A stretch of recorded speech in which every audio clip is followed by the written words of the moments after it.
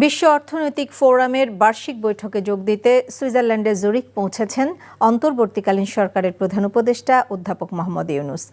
Emirates এয়ারলাইন্সের একটি নিয়মিত ফ্লাইটে তিনি স্থানীয় সময় দুপুর 12:30টায় জুরিখ আন্তর্জাতিক বিমানবন্দরে অবতরণ করেন। জেনেভার জাতিসংঘ সদর দপ্তরে বাংলাদেশের স্থায়ী প্রতিনিধি মোহাম্মদ আরিফুল ইসলাম বিমানবন্দরে প্রধান উপদেষ্টাকে স্বাগত জানান। এর আগে গতরাতে ঢাকার হযরত শাহজালাল আন্তর্জাতিক বিমানবন্দর ত্যাগ করেন ড ইউনূস। ফোরামের নিয়মিত অধিবেশনে যোগ দেওয়া ছাড়াও তিনি বেশ কয়েকটি দেশের রাষ্ট্র ও সরকার প্রধান এবং বিভিন্ন আন্তর্জাতিক সংস্থার প্রধানদের সাথে সাক্ষাৎ করবেন। এছাড়া ইকোনমিক ফোরামে বাংলাদেশ নিয়ে একটি পৃথক সংলাপে বিশ্ব নেতাদের সাথে যোগ দেবেন ড ইউনূস। আগামী 25 জানুয়ারি প্রধান উপদেষ্টা দেশে ফেরার কথা রয়েছে।